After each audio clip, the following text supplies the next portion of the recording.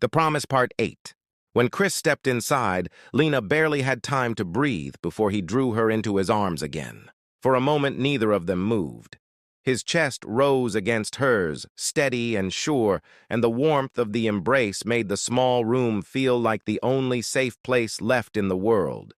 When he finally pulled back, his hands were reluctant, one still resting lightly at her waist as if he had forgotten to let go. Lena didn't remind him, she only smiled, the faintest blush coloring her cheeks. He cleared his throat. "Have you eaten?" "I drank some porridge," she said. "No appetite. And you?" "I could order something." Then, almost shyly, "Or maybe you could make me that African porridge you talked about." She laughed. "You've never tasted it?" "Never. But tonight I'm ready to try anything new." She turned to the stove. He stayed close behind her as she poured water into the pot. Steam rose between them, curling through the air. The scent of maize meal and butter wrapped the kitchen in comfort. From where he stood, he could see the soft glow of her skin in the light, the warm brown that caught every flicker of gold from the lamp.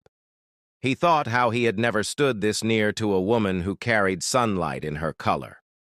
Lena felt his gaze. She didn't need to turn to know it was there.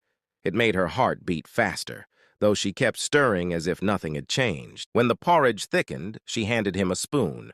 "Here, taste." He blew on it, tasted, and smiled. "I didn't know food could feel like kindness."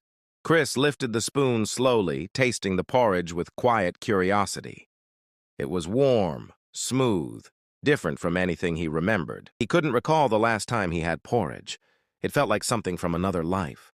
"Thank you so much," he said softly, his voice low, sincere. Lena smiled, watching him as he ate. After a few bites, Chris chuckled. "Are we only having porridge?" She laughed gently. "No, I told you. I'll cook something." When he finished, he rinsed his mug and opened the fridge. Empty shelves, no juice, no vegetables. "Let me go buy a few things," he offered. Lena pointed to a small glass jar with coins and folded bills. "Take some from there." He shook his head. "I have a little money with me," she insisted, but when she turned away, he only pretended to take a few coins. He couldn't bring himself to use her savings. She needed them more than he did. He smiled faintly, pocketing nothing, and left for the store with quiet resolve. Minutes later, he returned, not just with juice, but bags of fruit, vegetables, and rice. "You went for juice," she said, amused, "but came back with a whole store."